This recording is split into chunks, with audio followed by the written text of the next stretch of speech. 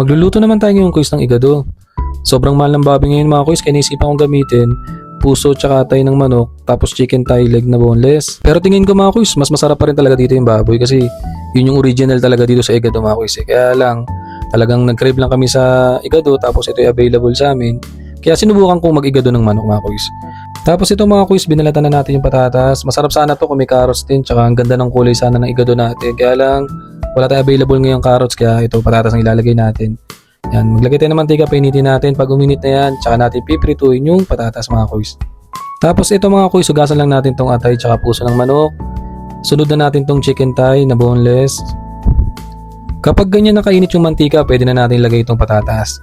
Yan, piprituin lang natin siya hanggang sa medyo mag-toasted siya para solid siya pag nilagay natin sa igado. Habang piniprito natin yung patatas, sunod na natin i-prepare yung mga aromatics na gagamitin natin. Maglalagay tayo ng bawang. Gagamit din tayo dito mga kuys ng sibuyas na pula na color violet.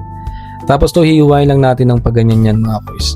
Sobrang bibilisan lang natin. Tapos susunod natin yung sibuyas na puti. Bibilisan din natin ng paghiwa dyan mga kuys kasi talagang gutom na sila. So kailangan natin ng mabilis ang galawan dito. Susunod natin yung red bell pepper natin. Bibilisan din natin dyan mga kuys. Ang ganda ng panahon ngayon mga kuys kaysa kahapon. Ngayon medyo malamig-lamig ng konti dito. Tapos kahapon, ang init na wala pang hangin ay talaga naman mapapaligo talaga ng 3 beses ang araw. Tapos yan, hiwain na rin natin tong manok natin ng katamtaman lang din na konting papa. Bibilisan din natin dyan mga kuys.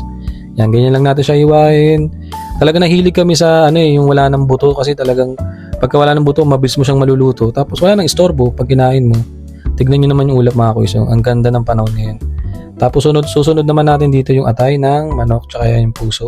Hindi ko na hinati yung puso sa gitna. Inano ko siya buo. Ayaw kasing mawasak yung puso niya eh. Tapos pagka nagisa na natin ng maayos yung sibuyas bawang, pwede na nating ilagay yung manok dyan mga kuys. Igigisa din natin ng maayos yan para mawala yung lansa din ng manok. Tapos lalagyan din natin ng pibisco asin yan. Talagyan din natin ng konting alikabok yan talagang para magkaroon ng sarap yan at pampalasa mga kuys. Yan. Tapos haluin lang natin yung kuys. Gigisahin natin ng maayos yan. Maglalagay tayo ng chicken organic dyan at saka organic patis mga kuys yan. Yan yung magpapalasa dyan.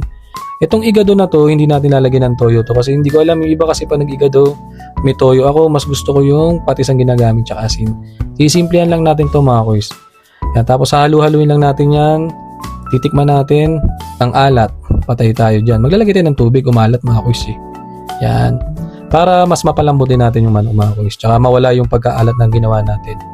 Tapos habang nag-aantay tayo mga kuys na lumambot yung manok, ito, pinapanood ko yung mga aso. Ang sarap ng buhay nila. Naglalaro-laro lang sila.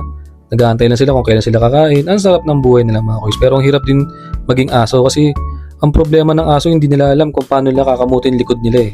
Yan mga kuys, gumawa si Mrs. ng pinakamalupit na gulaman sa buong mundo. Ang sarap. Tingnan nyo si Angel oh. Gusto daw niya maging model ng gulaman.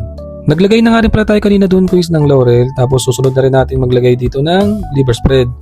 Tapos maglalagay rin tayo dito ng green peas. Sobrang solid talaga na ito mga kuys kung meron talagang carrots eh. Buti na lang meron tayong red bell pepper kahit paano nabuhay yung kulay niya. Yung iba ginagawa dito, pampaala talaga toyo para mas maganda yung kulay niya. Ako talaga gusto ko patis. Naglagay tayo doon ng acidity na kalamansi. Tapos yun mga kuys, nakaluto tayo ng chicken igado. Kasi sobrang mahal talaga ng baboy mga kuys. Salamat!